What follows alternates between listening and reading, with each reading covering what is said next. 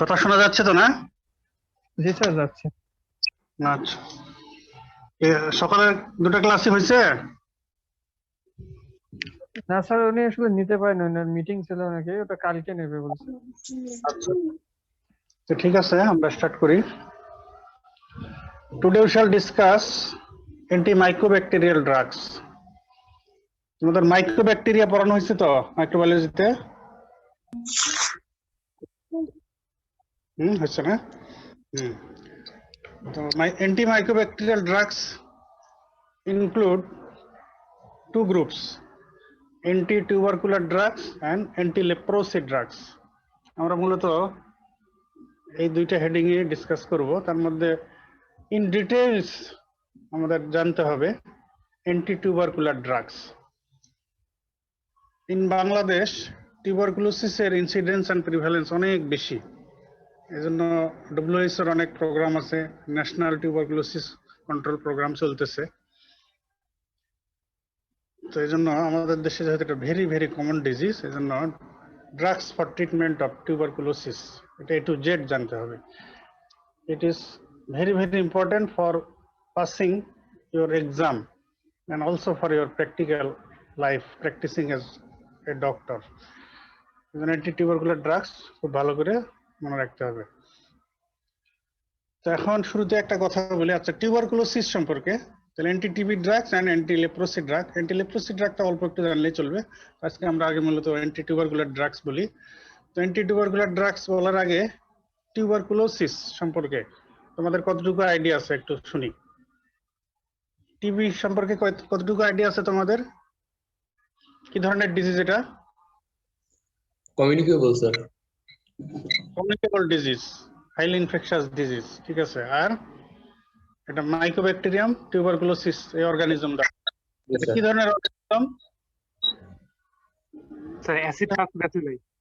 Acid fast bacteria, না? এটা একটা ব্যাকটেরিয়া ব্যাসিলাই, এটা অ্যাসিড ফাস্ট, ঠিক আছে। আচ্ছা, এটার কমন সিম্পটমস কি কি হয় টিউবারকুলোসিসে? More then fever, weight loss, তারপরে স্যার ওয়েট লস এবং night sweating sir. Cough consisting 2 weeks or more, তাই না? Low grade evening anorexia, anorexia, weight loss, night sweat, chest pain হতে পারে, ব্রেথলেসনেস হতে পারে, ইভেন হেমোপটাইসিস, ঠিক আছে। আর এটা ডায়াগনোসিস কনফার্ম করা হয় কি দিয়ে? Sir sputum for ASP, gene expert আর টেস্ট এক্সরে। অ্যাসিড ফর ব্যাসিলিও কয় বছর হলো আসলে জিন এক্সপার্ট? বহুকাল থেকে কনফার্মেটরি ডায়াগনোসিস এটার জন্য কোনটা বলা হচ্ছিল? Sputum for ASP. Sputum for অনেক সময় acid fast bacilli. Sputum for AFB তে আমাদের কনক্লুসিভ রেজাল্ট আসে না, কিন্তু সবকিছু সাজেস্টিভ অফ টিবি, কিন্তু স্পুটাম এফবি তে পজিটিভ কিছু আসলো না। তো সেই ক্ষেত্রে জিন এক্সপার্ট, তাই না? এখন এটাও কনফার্মেটরি ডায়াগনোসিস আনা হয়েছে, ঠিক আছে। এখন হলো সিম্পটম দেখে সাসপেক্ট করা হলো, ডায়াগনোসিস করা হলো, এখন ট্রিটমেন্ট দিতে হবে। টিউবারকুলোসিসের ট্রিটমেন্টটা দেওয়া হয় কিভাবে? ক্যাটাগরি হিসাবে স্যার। অ্যান্টি টিবি মানে ফার্স্ট ক্যাটাগরি, সেকেন্ড ক্যাটাগরি পুরো আসছে এটা আইডিয়া ডটস, তাই না? টিউবারকুলোসিসের ট্রিটমেন্টটা যাতে সাকসেসফুলি পেশেন্ট কমপ্লিট করে, এই জন্য যেটা স্ট্র্যাটেজি অ্যাপ্রোচ যেটা, সেটা হচ্ছে ডটস। ডটস একটা অ্যাব্রিভিয়েশন, এটার ইলাবোরেশন কি? ডাইরেক্টলি অবজার্ভ কিভাবে লেখা হয়? বড় হাতে স্যার সবগুলো। সব তো বড় হাতের বটে, মাঝখানে কিছু আছে? না স্যার, কিছু নাই, সোজা ডটস, DOTS বড় হাতের সব, তাই কি তোমরা এরকম শিখছো? অ্যাপোস্ট্রফি একটা কিছু আছে। DOT-S, তো ডাইরেক্টলি অবজার্ভ ট্রিটমেন্ট এস তে শর্ট কোর্স। আচ্ছা, এখন ডটস বলতে ডাইরেক্টলি অবজার্ভ ট্রিটমেন্ট, তার মানে আমরা কি বুঝাচ্ছি আসলে, কি বুঝাচ্ছি আর আমরা কি চাচ্ছি ডটস এর মাধ্যমে? স্যার ডটসের মাধ্যমে আমরা বোঝাচ্ছি স্যার রেগুলার পেশেন্ট যখন ড্রাগটা নিবে এটা স্যার ডাইরেক্টলি অবজার্ভ হবে সামওয়ানের দ্বারা। যাতে স্যার এর ডোজটা একদম অবজার্ভ করে আমাদেরকে কি কি এনশিওর করতে হবে, কি কি Sir, এনশিওর dose- করার, হ্যাঁ স্যার ডোজ এবং Patient duration taking right dose. আচ্ছা শোনো আমি বলি, এটা তোমরা মনে রাখার চেষ্টা করো। Directly observe treatment short course মানে DOTS means an observer versus the patient taking right anti-TB drugs in right doses, in right combination, at right interval, and for right duration. এই কথাটা মনে হয়, এর মধ্যে সব কথা আছে। An observer versus the patient taking right anti-TB drugs in right doses, in right combination, at right interval, and for right duration. এখন এই যে ডটস, এই যে স্ট্র্যাটেজি, আমরা এটার মাধ্যমে আমরা কি চাচ্ছি, what is the aim, what are the aims of dots approach of treatment of TB. এই যে এতগুলো রাইট বলা হলো, এগুলো এনশিওর করে আমরা কি চাচ্ছি, আমাদের এইমটা কি? এইম হচ্ছে successful completion of antitubercular therapy. তো আমরা এটা টিউবারকুলোসিসের রেজিমেন, এটা ডিউরেশন, এটা নিয়ে পরে কথা বলতেছি। এখন শুধু এখানে মনে রাখো যে আমরা চাবো যে পেশেন্ট যাতে ট্রিটমেন্টটা কমপ্লিট করে successfully, minimum 6 month duration anti TB therapy. তো পেশেন্টরা কিন্তু মোটামুটি 3-4 সপ্তাহ ওষুধ খেলে বেটার ফিল করে, তো তাদের অনেক ইমপ্রুভমেন্ট হয়ে যায়। তো অনেকে এরপরে দেখা যায় ট্রিটমেন্ট ডিসকন্টিনিউ করে, যেটার কারণে আবার টিবি রিল্যাপস হতে পারে, রেজিস্ট্যান্স হতে পারে, অনেক ঝামেলা হয়ে যায় পরে। তো সেই জন্য আমরা চাবো যে সাকসেসফুল কমপ্লিশন অফ থেরাপি, এই জন্যই ডটস, এটা 1 নম্বর কথা। আর যদি ট্রিটমেন্ট সাকসেসফুলি কমপ্লিট করা সম্ভব হয়, তাহলে there will be cure of the patient, patient cure হয়ে যাবে। কিওর হয়ে গেলে there is prevention of spread of TB to other person. যার টিবি হয়ে গেছে অলরেডি, তাকে যদি র্যাপিডলি কিওর করা যায় বা তাকে যদি র্যাপিডলি নন ইনফেকশাস বানায় দেওয়া যায়, তাহলে এটার স্প্রেড হবে না। তাহলে there will be prevention of spread, so there will be control of TB, TB কন্ট্রোল হয়ে যাবে। আর টিবি ট্রিটমেন্ট যদি সাকসেসফুলি কমপ্লিট না করে, another প্রবলেম হচ্ছে there is chance of development of resistance. তাহলে so prevention of development of resistance আর ইমার্জেন্স অফ রেজিস্ট্যান্স, এইসব এইম সামনে রেখে আমাদের এই ডটস। তাহলে সাকসেসফুল কমপ্লিশন অফ থেরাপি, যেটা একটা aim, cure of the patient, prevent spread two other person, other healthy person, Das control of TB and prevention of development or emergence of resistance। এইসব aim সামনে রেখে আমাদের এই ডটস অ্যাপ্রোচ। ওকে, এবারে আমরা চলে আসি এই যে ডটস অ্যাপ্রোচে যে ট্রিটমেন্ট দেওয়া হয়। এখানে ট্রিটমেন্ট ক্যাটাগরি আছে 2টা। আচ্ছা, ট্রিটমেন্ট ক্যাটাগরি বলার আগে আমরা অ্যান্টিটিউবারকুলার ড্রাগস গুলোর নাম বলে ফেলি। What are the antitubercular drugs? Isoniazid, Isoniazid, rifampicin, pyrazinamide, আর হচ্ছে ethambutol। ঠিক আছে, তোমরা হয়তো আগে পড়ে আসছো এতটুকুই, আইসোনিয়াজাইড, রিফাম্পিসিন, ইথাম্বুটল, পাইরাজিনামাইড, স্ট্রেপ্টোমাইসিন। তো এখানে তোমাদের জানতে হবে, আগে জানতে হবে যদি বলা হয় what are the anti TB drugs বা classify or categorize anti TB drugs, সেক্ষেত্রে তোমাদের 2টা ক্যাটাগরি দিতে হবে। And second line anti TB drugs. First line anti TB drugs হচ্ছে যেগুলো রুটিনলি ইউজ হয়, যে কোনো টিবির ডায়াগনোসিস হয়ে গেলে ফার্স্ট যেসব ড্রাগ ইউজ করার চিন্তা ভাবনা আমরা করি, সেগুলো হচ্ছে আইএনএস অর আইসোনিয়াজাইড। আচ্ছা, আইএনএস তে কি হয়?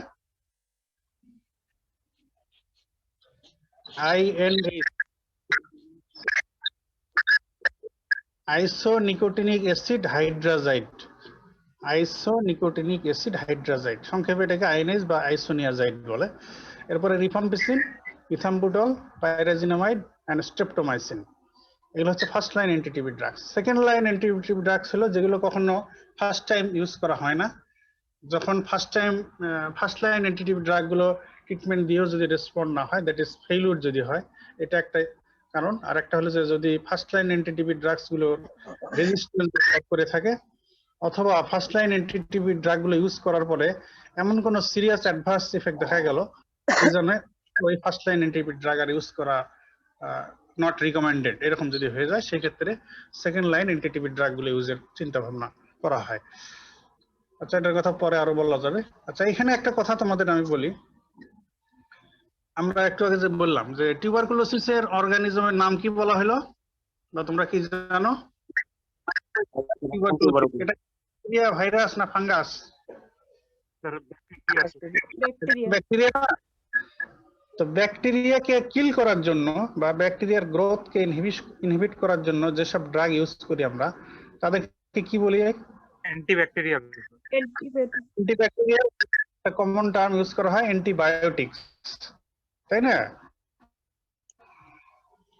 তো অ্যান্টিবায়োটিক্স তো কমন ভালো ভালো অ্যান্টিবায়োটিক আছে। সেফালোস্পোরিডিয়ার অনেকগুলো জেনারেশন আছে, কুইনোলোনস আছে, আরো অনেক ম্যাক্রোলাইটস আছে, অনেক অ্যান্টিবায়োটিক্স আছে। কিন্তু দেখা যাচ্ছে যে যদিও টিউবারকুলোসিস অর্গানিজম একটা ব্যাকটেরিয়া, আর আমাদের হাতে অনেক ভালো ভালো অ্যান্টিবায়োটিক্স আছে, তারপরেও কেন আমরা এই আলাদাভাবে অ্যান্টি টিউবারকুলার ড্রাগস ডেভেলপ করেছি, এবং এই কারণে এগুলো আমাদেরকে পড়াও লাগতেছে, জানাও লাগতেছে, মনে রাখা লাগতেছে।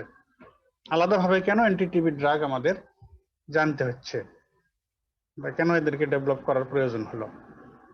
অনেক অ্যান্টিবায়োটিকই তো আছে, এটাও একটা ব্যাকটেরিয়া, তো অ্যান্টিবায়োটিক দিয়ে এটা ট্রিটমেন্ট করা যেত না?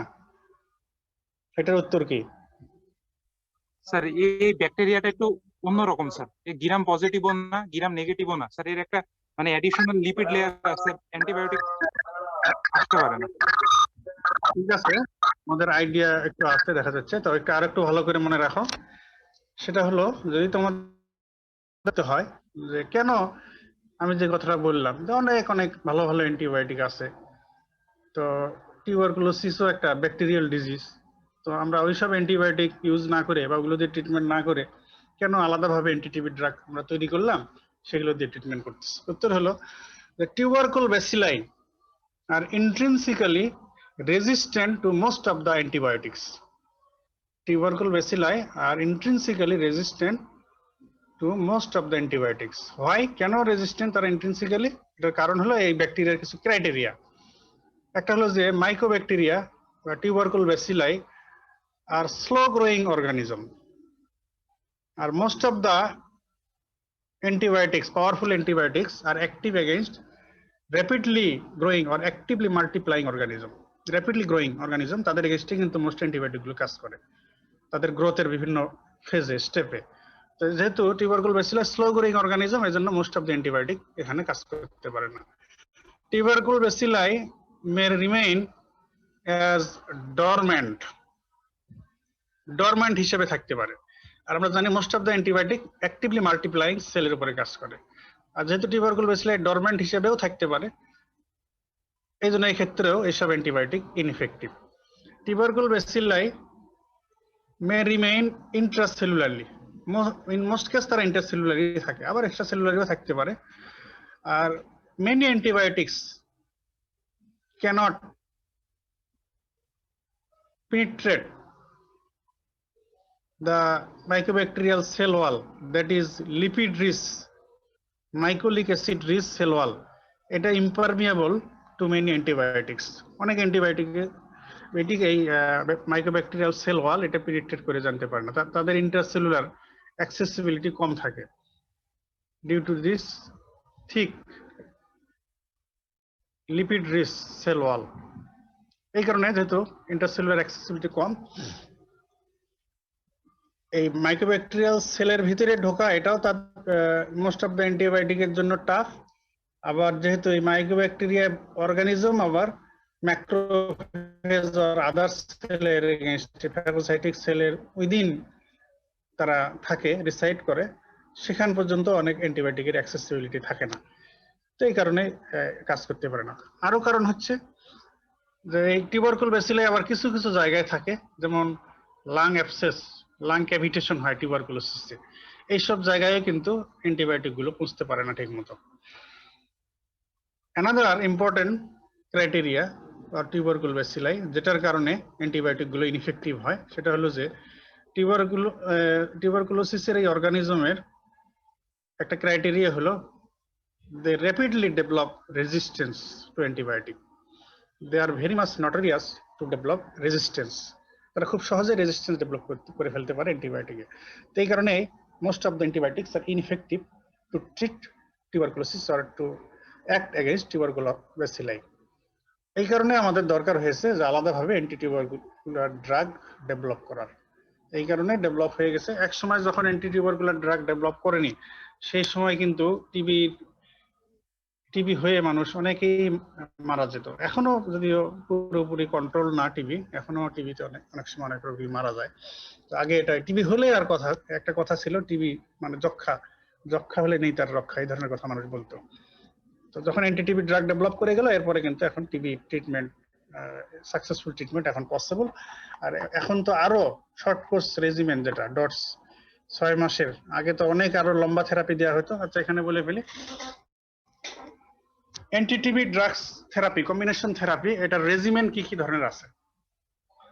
6 মাস, 6 months, 9 months, 8 months, 12 months, 18 months, even 24 months, এই ধরনের অনেক রেজিমেন্ট ছিল। তো এখন এই tuberculosis control programme, national tuberculosis control প্রোগ্রামে WHO রিকমেন্ডেড যে থেরাপিউটিক রেজিমেন্ট, এখানে বলা হচ্ছে যে 6 month short course therapy, 6 month therapy, এটা দিয়ে ফার্স্ট লাইন থেরাপি দেওয়া হয়। একটা নিউ কেস আর টিবি ডায়াগনোসিস হয়ে গেলে তার ট্রিটমেন্ট বলা হয় 6 মান্থস থেরাপি। তো যদি INS আইসোনিয়াজাইড এন্ড রিফাম্পিসিন দিয়ে টিবি ট্রিটমেন্ট দেওয়া হয় তাহলে এই টিবি ট্রিটমেন্ট দিতে হবে অ্যাটলিস্ট 9 মান্থস। আইসোনিয়াজাইড প্লাস রিফাম্পিসিন দিয়ে ট্রিটমেন্ট করলে ট্রিটমেন্ট থেরাপি দিতে হবে 9 মান্থস। তো এর সঙ্গে যদি পাইরাজিনামাইড অ্যাড করে দেওয়া হয়, INS plus rifampicin plus pyrazinamide, তাহলে দেখা যাবে যে এই অ্যান্টি-টিবি থেরাপি ডিউরেশন 9 মান্থ থেকে 6 মান্থে নেমে আসবে, তখন 6 মাস দিলেই হবে। তো এখন এই ক্যাটাগরি 1 ট্রিটমেন্ট অফ টিউবারকুলোসিসে কিন্তু দেওয়া হচ্ছে INS, রিফাম্পিসিন, পাইরাজিনামাইড প্লাস ইথাম্বুটল যোগ করে দেওয়া হচ্ছে। কিন্তু তারপরেও কিন্তু বলা হচ্ছে যে ট্রিটমেন্ট ডিউরেশন 6 মান্থই থাকবে। তো এখানে তোমাদের ভাইবার জন্য 2টা কোশ্চেন চলে আসে যে কেন INS এর রিফাম্পিসিন দিলে 9 মাস লাগতো, পাইরাজিনামাইড অ্যাড করে দিলে কেন 9 মাস থেকে 6 মাসে নেমে আসে ডিউরেশন। অ্যানাদার কোশ্চেন যে INS, রিফাম্পিসিন এন্ড পাইরাজিনামাইড দিলেই তো 6 মাস থেরাপি দিলে চিকিৎসা হয়ে যায় টিবির। তো এর সঙ্গে ইথাম্বুটল অ্যাড করে দেওয়া হয় ক্যাটাগরি 1 ট্রিটমেন্টে, কিন্তু তারপরও ডিউরেশন আর কমানো হচ্ছে না, 6 মান্থে থেকে যাচ্ছে। তাহলে ইথাম্বুটল অ্যাড করে লাভ কি হলো? ইথাম্বুটলের পরিবর্তে স্ট্রেপ্টোমাইসিন অ্যাড করা যেতে পারে, তবে আমাদের রিকমেন্ডেড থেরাপি যেটা WHO তাতে ইথাম্বুটলই দেওয়ার কথা বলা হয়েছে। INS, rifampicin, pyrazinamide and ethambutol. তো এই 2টা কোশ্চেনের আনসার হচ্ছে পাইরাজিনামাইড এটা একটা অ্যান্টি টিউবারকুলার ড্রাগ যেটা কিছু স্পেশাল বেনিফিট আছে। তার মধ্যে এটা হলো একটা যে পাইরাজিনামাইড দিলে পাইরাজিনামাইড ইন্ট্রাসেলুলার pH এ পাইরাজিনোইক অ্যাসিডে কনভার্সন হয় by the enzyme pyrazinamidase. By the enzyme pyraminidase, the pyrazinamide is converted within cell into active form pyrazinoic acid, and this pyrazinoic acid disrupts mycobacterial cell membrane metabolism and transport function. এইভাবে সে ইন্ট্রাসেলুলারলি কাজ করে এবং ইন্ট্রাসেলুলারি যে mycobacterium গুলো থাকে, টিউবারকুল bacilli গুলো থাকে, সেগুলোকে পর্যন্ত সে কিল করে। অনেক সময় যে ডরম্যান্ট টিউবারকুল ব্যাসিলাই গুলো ইন্ট্রাসেলুলারি ডরম্যান্ট অবস্থায় থাকে, তো ইনিশিয়ালি হয়তো যেগুলো অ্যাক্টিভ টিউবারকুল ব্যাসিলাই, তো ইন্টেনসিভ থেরাপিতে সেগুলোকে কিল করা হলো, পেশেন্ট ওয়েল ফিল করলো, সুস্থ মনে হলো। তো এরপরে যদি ট্রিটমেন্ট কন্টিনিউ করা না হয় বা এই যে এই পাইরাজিনামাইড যদি অ্যাড না করা হতো, তাহলে there is risk of persistent of this intracellular dormant tubercle bacilli, যাদেরকে বলা হয় পারসিস্টার্স। এই persistent dormant intracellular tubercle bacilli এগুলো থেকে গেল, পরবর্তীতে আবার তারা রিল্যাপস করলো, টিবিকে রিল্যাপস করলো, রিল্যাপস অফ টিবির জন্য তারা রেসপন্সিবল হয়ে যায়। তো পাইরাজিনামাইড এমন একটা ড্রাগ যেটা দিলে এটা ইন্ট্রাসেলুলারি অ্যাসিডিক পিএইচে পাইরাজিনোইক অ্যাসিডে কনভার্সন হয় বাই দ্য এনজাইম পাইরাজিনামিনেজ, এবং এই pyrazinoic acid tubercle bacilli cell membrane metabolism and transport function, এইভাবে ইন্ট্রাসেলুলার টিউবারকুল ব্যাসিলাইকে কিল করে, thus sterilize even the intracellular dormant tubercle bacilli. এই জন্য এই পাইরাজিনামাইডকে অনেক সময় বলা হয় একটা কথা যে sterilizing agent for tubercle bacilli. মানে পাইরাজিনামাইড এমন অ্যান্টিটিবি ড্রাগ যেগুলো extracellular actively multiplying, rapidly multiplying tubercle bacilli এগুলোকে তো কিল করেই, এডিশনালি সে intracellular dormant tubercle bacilli known as persisters that may be responsible of relapse of TB, এগুলোকেও সে কিল করতে সক্ষম। এজন্য এদেরকে বলা হয় sterilising agent for tubercle bacilli. এজন্য যদি ইন্ট্রাসেলুলার পারসিস্টার যারা ভবিষ্যতে রিল্যাপস করতে পারতো, তাদেরকেও যেহেতু সে ইরাডিকেট করতে সক্ষম, তো এই কারণে পাইরাজিনামাইড যদি এই আইএনএস এন্ড রিফাম্পিসিন এর সঙ্গে পাইরাজিনামাইড অ্যাড করে দেওয়া হয়, তাহলে ওই ইন্ট্রাসেলুলার পারসিস্টার গুলোও যদি কিল হয়ে যায়, তাহলে তার রিল্যাপস হওয়ার চান্স নাই। তো সেই জন্য 6 মাসের মধ্যে এক্সট্রাসেলুলার, ইন্ট্রাসেলুলার, অ্যাক্টিভ, ডরমেন্ট সবগুলোকে কিল করে 6 মাসের মধ্যে সাকসেসফুলি টিউবারকুল ব্যাসিলাইকে টোটালি ইরাডিকেট করা সম্ভব হয়ে যায়। সেই জন্যই তখন ট্রিটমেন্ট ডিউরেশন থেরাপি 9 মাস থেকে 6 মাসে চলে আসে। So pyrazinamide is added to INS and rifampicin combination, এই বেনিফিট নেওয়ার জন্য যে 9 মাস থেকে 6 মাসের ডিউরেশন নামে আনা হলো। এখন আমরা প্র্যাকটিক্যালি যেটা ইউজ করি সেটা হলো যে 4টা ড্রাগ ইউজ করি, আইএনএস, রিফাম্পিসিন, পাইরাজিনামাইড, এর সঙ্গে আবার ইথাম্বুটল। কিন্তু ইথাম্বুটল অ্যাড করলেও 6 মাসের নিচে আর ডিউরেশন নামানো হচ্ছে না। 6 মাসের নিচে কিন্তু অ্যান্টিটিউবারকুলার কোনো থেরাপিউটিক রেজিমেন নাই, মিনিমাম 6 মান্থ যত ড্রাগই দেওয়া হোক। তো ইথাম্বুটল দেওয়া হচ্ছে, যদিও এটা ডিউরেশন কমাচ্ছে না, it is added for providing additional coverage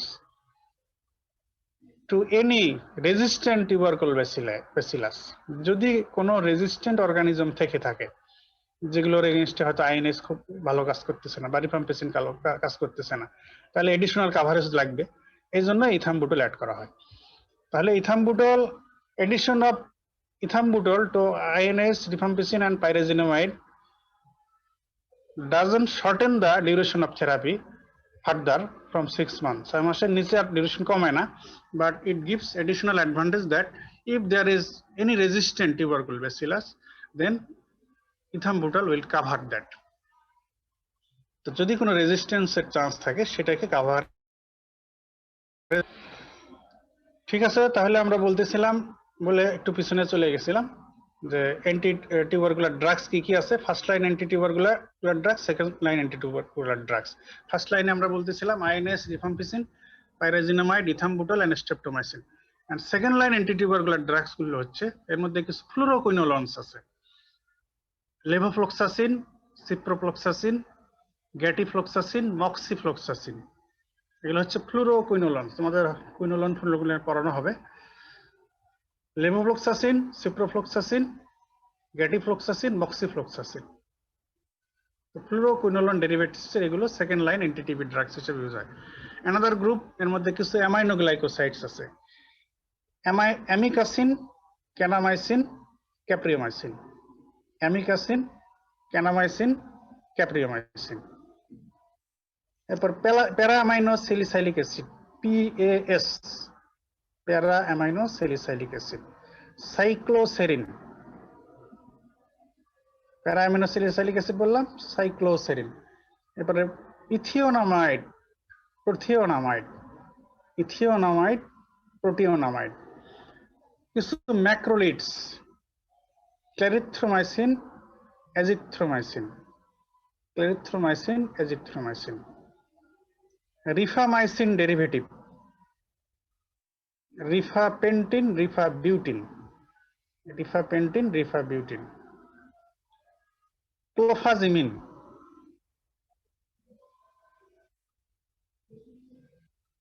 ঠিক আছে। তো এগুলো হলো কিছু সেকেন্ড লাইন অ্যান্টিটিউবারকুলার ড্রাগস। এছাড়া নতুন কিছু ড্রাগের মধ্যেও সেকেন্ড লাইন হিসেবে অ্যাড হয়েছে। তার মধ্যে একটা হলো লিনেজোলাইট, লিনেজোলিড, এটা একটা নতুন অ্যান্টিবায়োটিক, এটাও সেকেন্ড লাইন অ্যান্টিটিবি ড্রাগ হিসেবে ইনক্লুডেড। তাহলে আমরা সেকেন্ড লাইনে কিন্তু অনেকগুলো আছে। তোমাদের ফার্স্ট লাইন ভুলে গিয়ে সেকেন্ড লাইন মনে রাখলে চলবে না। ফার্স্ট লাইনের যে 5টা, এটা অ্যান্টিটিবি ড্রাগস বললে সবার আগে অবশ্যই 5টা ড্রাগের নাম একদম ঠোঁটস্থ রাখতে হবে, যাতে কোনো ভুল না হয়, ওলট পালট না হয়। INS, first line anti TB drugs, INS, rifampicin, ethambutol, pyrazinamide, streptomycin. একটানে এই কথার 5টার নাম বলে দিতে হবে। আর সেকেন্ড লাইনের মধ্যে এগুলো যেগুলো বললাম, ফ্লুরোকুইনোলের মধ্যে levofloxacin, ciprofloxacin, gatifloxacin, moxifloxacin. Aminoglycosides এর মধ্যে অ্যামিকাসিন, ক্যানামাইসিন, ক্যাপ্রিওমাইসিন। ম্যাক্রোলিডস এর মধ্যে ক্লেরিথ্রোমাইসিন, এজিথ্রোমাইসিন। এছাড়া সাইক্লোসেরিন, প্যারামাইনোস্যালিসাইলিক অ্যাসিড। রিফামাইসিন ডেরিভেটিভস এর মধ্যে রিফাপেন্টিন, রিফাবিউটিন। এছাড়া লিনেজোলাইড বললাম। তো সেকেন্ড লাইন অ্যান্টিটিউবারকুলার ড্রাগস। এখন এই ফার্স্ট লাইন অ্যান্টিটিউবারকুলার ড্রাগস গুলোর মধ্যে আবার মেকানিজম, মোড অফ অ্যাকশনের দিক দিয়ে দুইটা মোড অফ অ্যাকশনের দিক দিয়ে একটু ক্যাটাগরাইজ করে, এটা অবশ্য ম্যাক্সিমাম এক্সামিনাররা জিজ্ঞেস করেন যে ফার্স্ট লাইন অ্যান্টিটিউবারকুলার ড্রাগস গুলোর মধ্যে কোনগুলো টিউবারকুলোসিডাল আর কোনগুলো টিউবারকুলোস্ট্যাটিক। টিউবারকুলোসিডাল মানে কি আর টিউবারকুলোস্ট্যাটিক মানে কি হবে? স্যার টিউবারকুলাসকে কিল করবে, স্যার কিল আর করবে, আর ব্যাকটেরিয়া মানে হচ্ছে রিপ্রোডাকশন আদার গ্রোথকে প্রিভেন্ট করবে। হ্যাঁ, ব্যাকটেরিয়াসিডাল আর ব্যাকটেরিয়াস্ট্যাটিক নাম দুটো জানছো তো তোমরা, তাই না? ওই হিসেবে টিউবারকুলোসিডাল আর টিউবারকুলোস্ট্যাটিক যে অ্যান্টিটিউবারকুলার ড্রাগস গুলো টিউবারকুল ব্যাসিলাইকে কিল করে তারা হলো টিউবারকুলোসিডাল, আর যেগুলো টিউবারকুল ব্যাসিলাইকে তার গ্রোথকে, মাল্টিপ্লিকেশনকে ইনহিবিট করে তারা হচ্ছে টিউবারকুলোস্ট্যাটিক। তো all first line antitubercular drugs আর টিউবারকুলোসিডাল এক্সেপ্ট ইথাম্বুটল। এক কথা এটা মনে রাখো, all first line antitubercular drugs are tuberculocidal except ethambutol। তার মানে INS, rifampicin, pyrazinamide and streptomycin এরা হচ্ছে টিউবারকুলোসিডাল, আর অনলি ইথাম্বুটল হচ্ছে টিউবারকুলোস্ট্যাটিক। আচ্ছা, এবার আমরা আসি যে এই টিউবারকুলোসিসের ট্রিটমেন্টে কম্বিনেশন থেরাপি দেওয়া হয়। Combination of different drugs for treatment of tuberculosis. শুধু আইএনএস দিয়ে কখনো টিবি ট্রিটমেন্ট করা হয় না, বা শুধু রিফাম্পিসিন দিয়ে টিবি ট্রিটমেন্ট করা হয় না, শুধু পাইরাজিনামাইড দিয়ে ট্রিটমেন্ট করা হয় না। যখনই টিবি ডায়াগনোসিস হবে must give combination of multiple antitubercular drug, multi drug therapy. Why this combination is necessary, needed? কেন কম্বিনেশন থেরাপি দিতে হয়?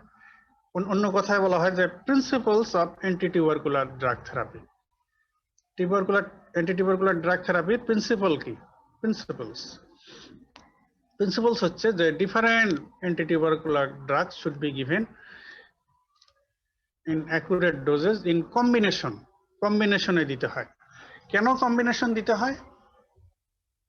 আমরা টিউবারকুল ব্যাসিলাইয়ের যে ক্রাইটেরিয়া গুলো জেনেছি, যে tubercle bacilli may remain as actively multiplying or dormant, intercellular, extracellular, slow growing, এই ধরনের ডিফারেন্ট ফেজে তারা থাকতে পারে। কোনগুলো দেখা যাচ্ছে মাল্টিপ্লাই করতেছে, কোনগুলো ডরমেন্ট আছে, কোনগুলো এক্সট্রাসেলুলারি আছে, কোন অর্গানিজম ইন্ট্রাসেলুলারি আছে।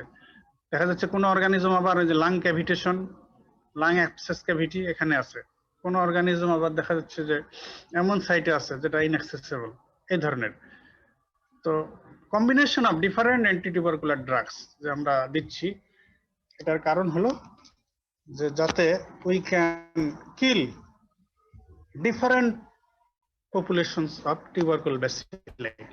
যে ফেজে সে থাকুক না কেন, সে অ্যাক্টিভ থাকুক আর ইনঅ্যাক্টিভ আর ডরমেন্ট থাকুক, ইন্ট্রাসেলুলার থাকুক আর এক্সট্রাসেলুলার থাকুক, আর স্লো গ্রোয়িং অবস্থায় থাকুক, লাং ক্যাভিটেশনে থাকুক, অ্যাবসেস ক্যাভিটেশনে থাকুক, যাই যেখানেই থাকুক না কেন, যে অবস্থায় থাকুক কেন, সব ধরনের টিউবারকুলোসিস ব্যাসিলাইকে যাতে কিল করা সম্ভব হয় এন্ড ইরাডিকেট করা সম্ভব হয়, এই কারণে কম্বিনেশন দিতে হয়। এটা হলো একটা কারণ। আর একটা কারণ হলো আমরা দেখেছি যে টিউবারকুল ব্যাসিলাই খুব সহজে রেজিস্ট্যান্ট ডেভেলপ করে।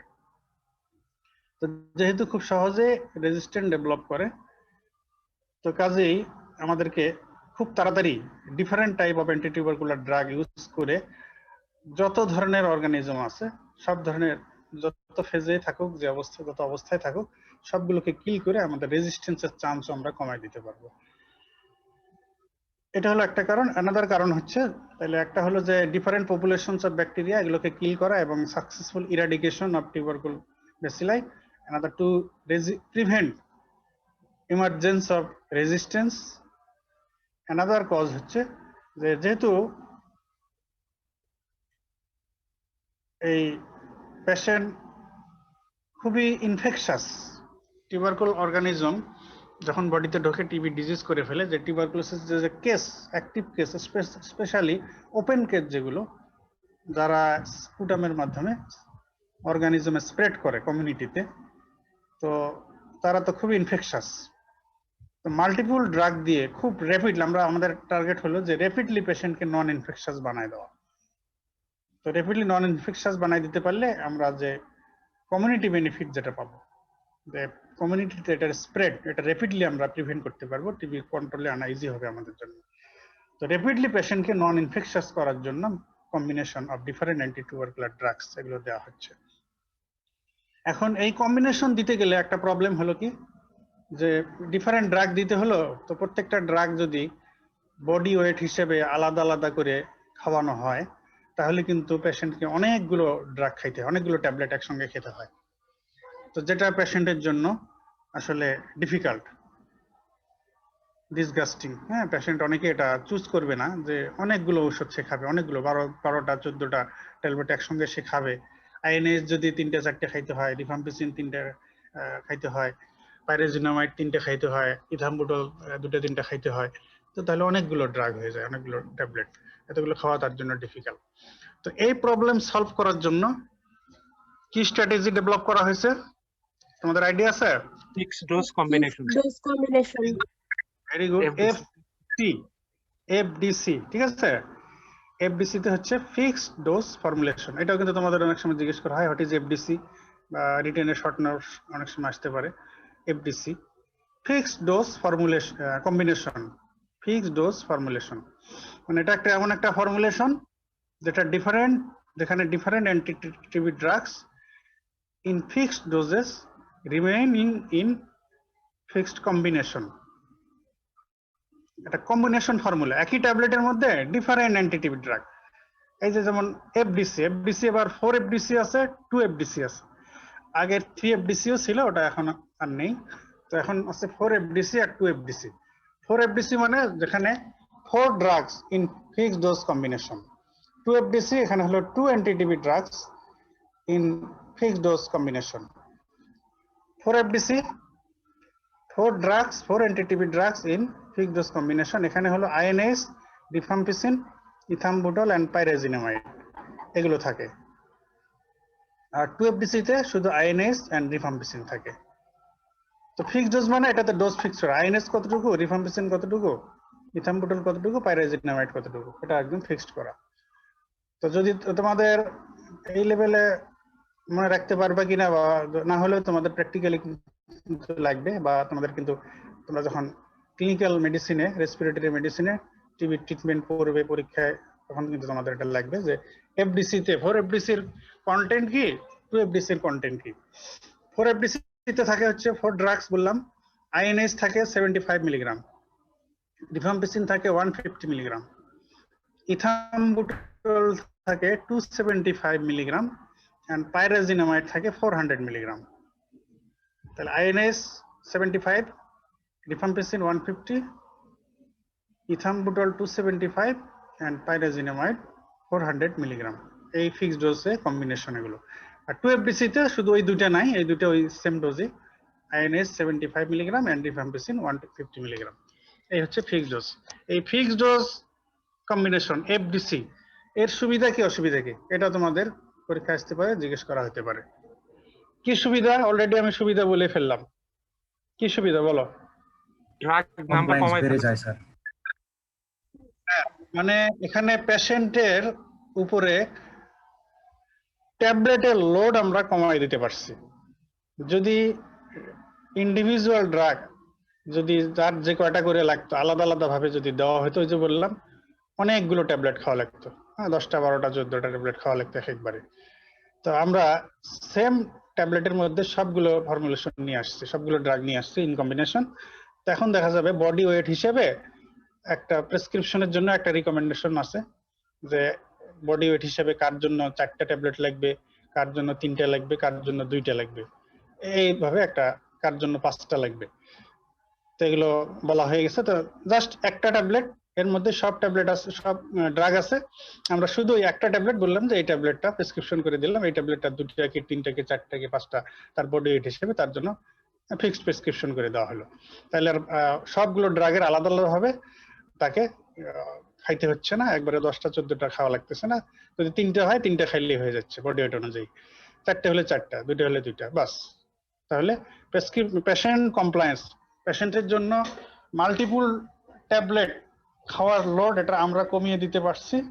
তাতে হচ্ছে কি যে পেশেন্টের ট্যাবলেটের লোড কমে যাওয়ার কারণে তার জন্য যে ওই অনেকগুলো ট্যাবলেট খাওয়ার যে কষ্টটা, সেই কষ্ট থেকে সে রিলিফ পেয়ে গেল।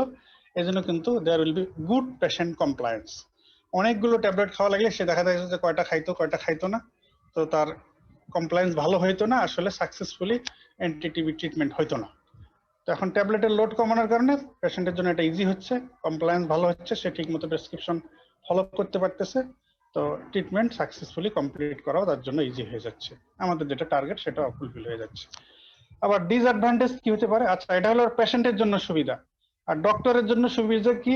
এফডিসির প্রেসক্রাইবারের জন্য সুবিধা কি?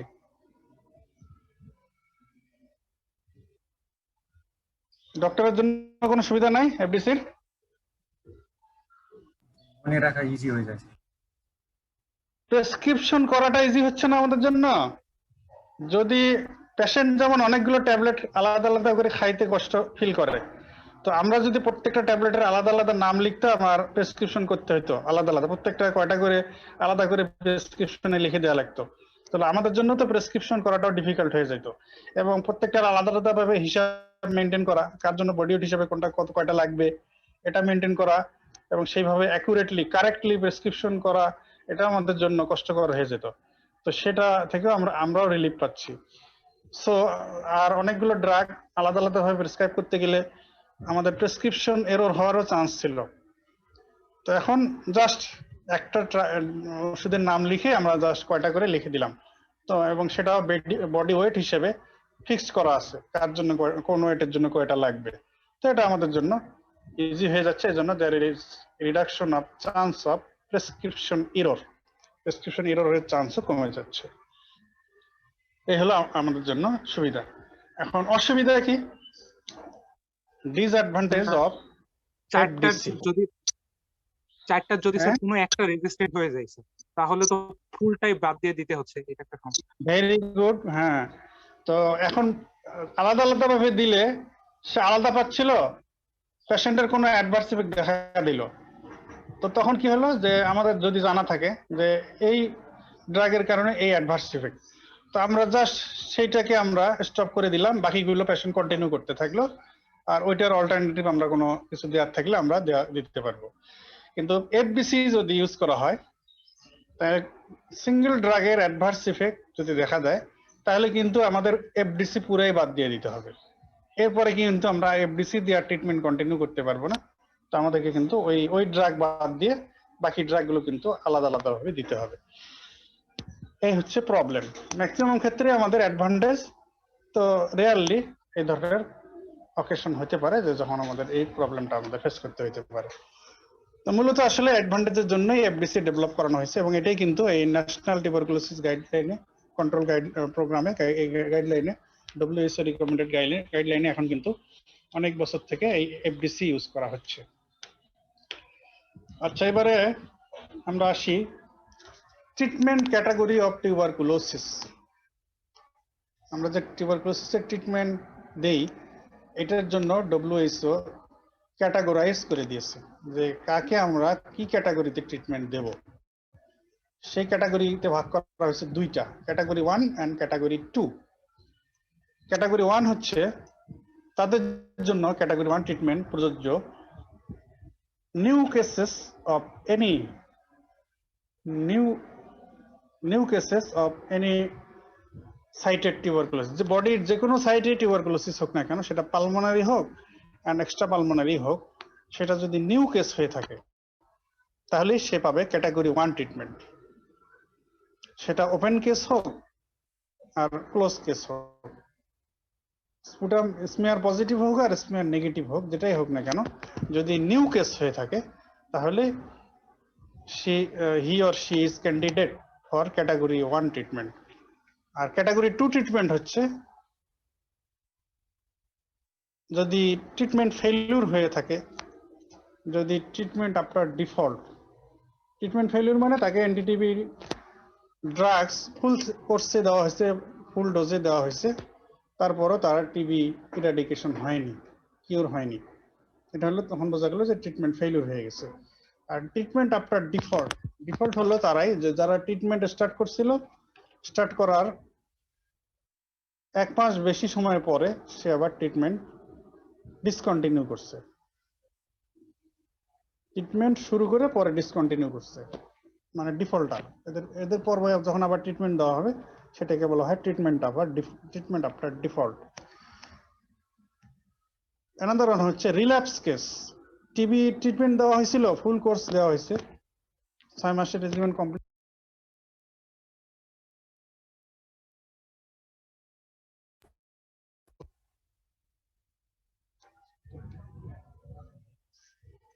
পরে আবার টিবি দেখা দিল তার, তো এটা হচ্ছে treatment relapse case.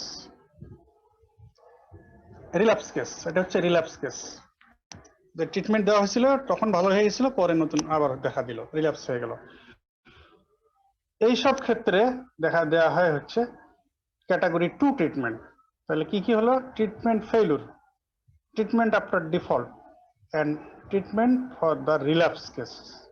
Treatment failure, treatment after default and treatment for relapse case, এরা পাবে ক্যাটাগরি 2 ট্রিটমেন্ট। তো ক্যাটাগরি 1 ট্রিটমেন্ট এর ডিউরেশন হচ্ছে 6 মান্থস। ক্যাটাগরি 1 ট্রিটমেন্ট এর ডিউরেশন হচ্ছে 6 মান্থস।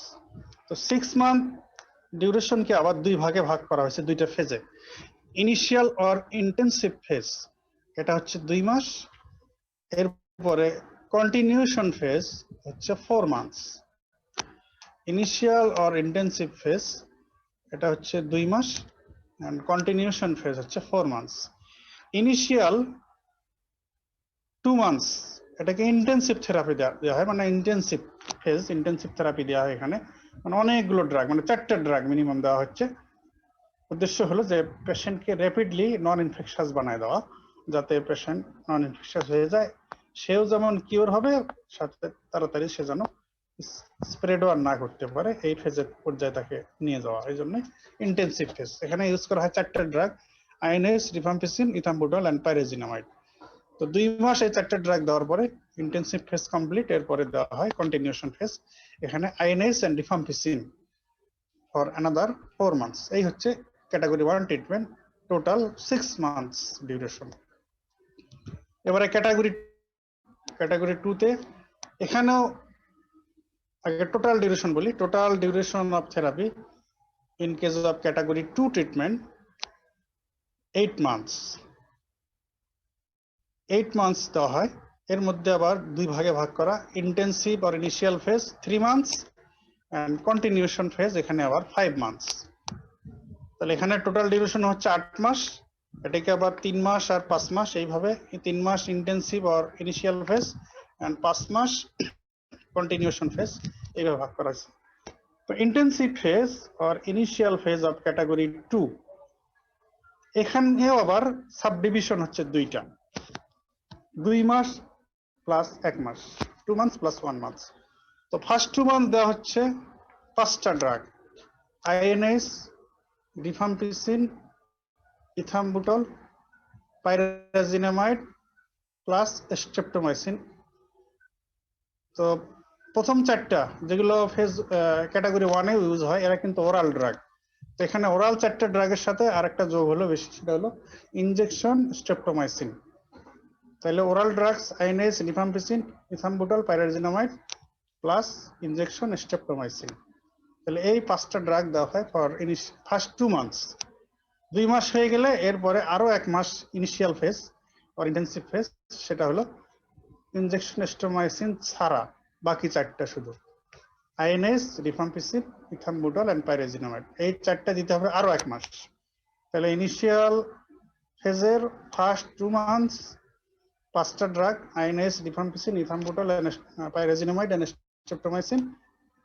এন্ড তাহলে এই 5টা 2 মাস দেওয়ার পরে আরো 1 মাস INS, rifampicin, ethambutol and pyrazinamide.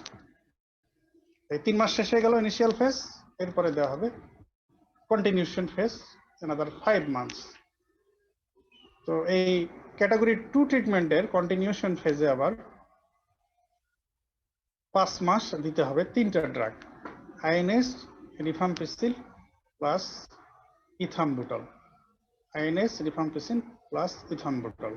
These 3 drugs should be continued for further 5 months to complete total duration of 8 months in case of category 2 treatment.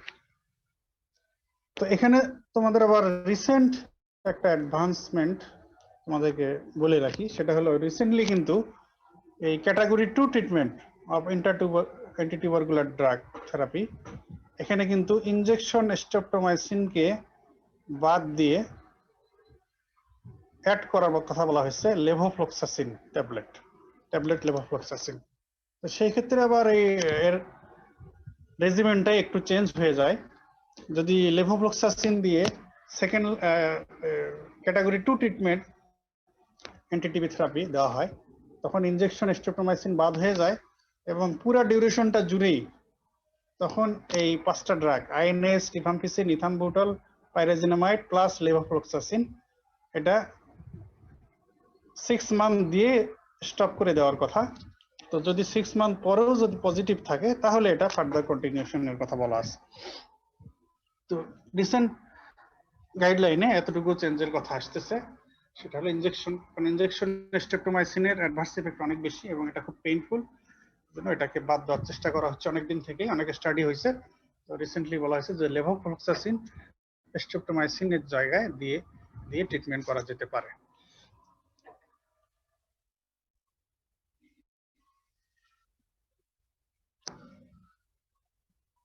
আচ্ছা, এখন আমরা ফার্স্ট লাইন অ্যান্টিটিউবারকুলার ড্রাগস বললাম, সেকেন্ড লাইন অ্যান্টিটিউবারকুলার ড্রাগসের নাম বললাম।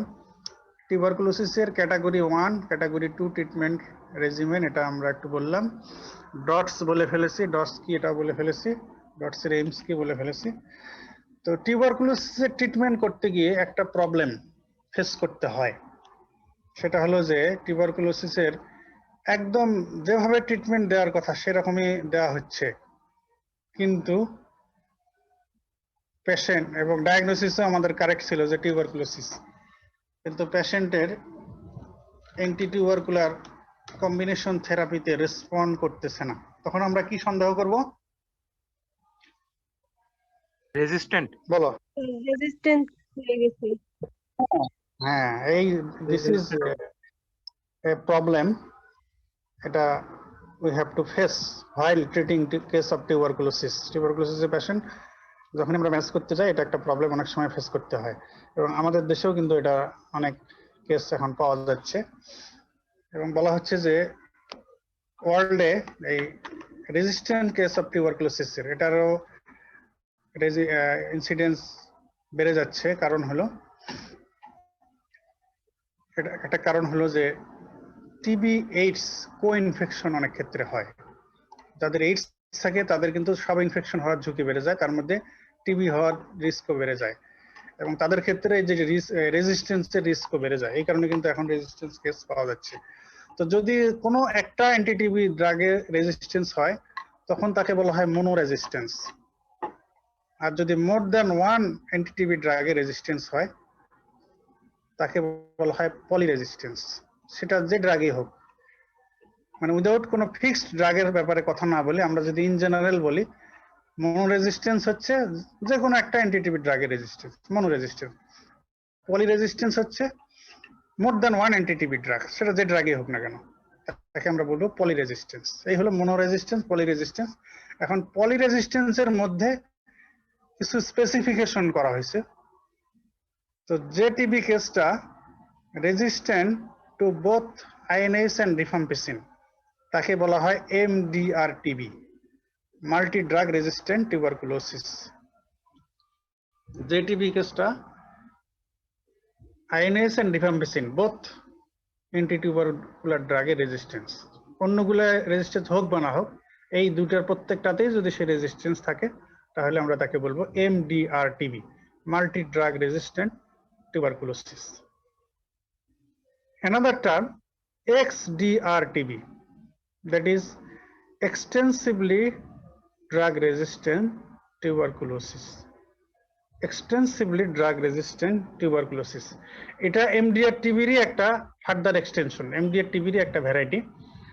যে TB case resistant to both INS and rifampicin, ওটা তো আছে এমডিআর এর যে শর্তটা আমরা দিচ্ছি যে আইএনএস এন্ড রিফাম্পিসিন দুটাতেই রেজিস্ট্যান্ট হবে।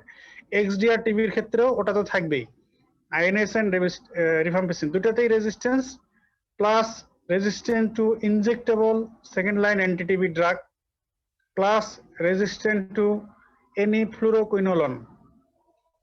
সেকেন্ড লাইন অ্যান্টিটিবি ড্রাগের মধ্যে ফ্লুরোকুইনোলন আছে, ওগুলোরও কোনোটাতে যদি রেজিস্ট্যান্ট হয়, with or without resistant to any other anti TB drugs. তার মানে MDR-TB হলো resistant to both INS and rifampicin with or without resistant to other anti-TB drug. R XDR-TB হচ্ছে TB that is resistant to both INS and rifampicin plus resistant to injectable second line anti-TB drugs plus resistant to any fluoroquinolone with or without resistant to any other anti-tubercular drug. তো injectable second line anti-tubercular drug গুলো হচ্ছে amikacin, ক্যানামাইসিন, এগুলো injectable. তো তাহলে INS rifampicin দুইটাতেই resistance, সাথে injectable second line এন্টিটিবি drug সেটাতেও resistant, plus any fluoroquinolone এটাতেও resistant, অন্য ড্রাগ গুলোতে রেজিস্ট্যান্ট হোক বা না হোক, তাহলে তাকে বলবো XDR-TB। এখন এই MDR XDR-TB যখন ডায়াগনোসিস হয় তো তখনই কিন্তু আমাদের কনসিডার করতে হয় to use second line anti-tubercular drugs. আমরা কিন্তু কখনোই ফার্স্ট চয়েসে সেকেন্ড লাইন অ্যান্টি-টিবি ড্রাগ গুলো ইউজ করি না। এই যে ক্যাটাগরি 1 ক্যাটাগরি 2 বলা হলো, সব কিন্তু ফার্স্ট লাইন অ্যান্টি-টিবি ড্রাগ দিয়েই। শুধু রিসেন্টলি লেভোফ্লক্সাসিনটা ওখানে নিয়ে যাওয়ার চেষ্টা করা হচ্ছে, সেকেন্ড লাইন থেকে এটাকে ফার্স্ট লাইনে ওঠানোর চেষ্টা করা হচ্ছে। ওটা হয়তো এস্টাবলিশ হয়ে যেতে পারে আস্তে আস্তে। তো ইউজুয়াল কথা যেটা অনেকদিন থেকে চলে আসছে যে সেকেন্ড লাইন অ্যান্টি-টিবি ড্রাগস গুলো আমরা কখনোই প্রথমে ইউজ করি না।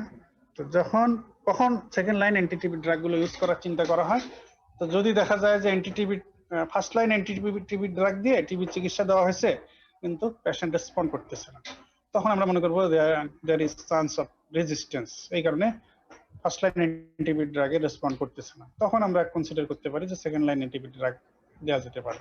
এটা হলো একটা। আরেকটা হলো যে যদি আমরা ট্রিটমেন্টের শুরুতেই যদি আমরা করে থাকি যে culture and susceptibility test, culture and sensitivity test, antimicrobial sensitivity test করে যদি দেখা গিয়ে থাকে যে কোনো ফার্স্ট লাইন অ্যান্টি-টিবি ড্রাগসে অলরেডি পেশেন্ট রেজিস্ট্যান্ট, সেক্ষেত্রে আমরা অনেক সময় শুরুতেই সেকেন্ড লাইন অ্যান্টি-টিবি ড্রাগও ইউজ করার চিন্তা করতে পারি।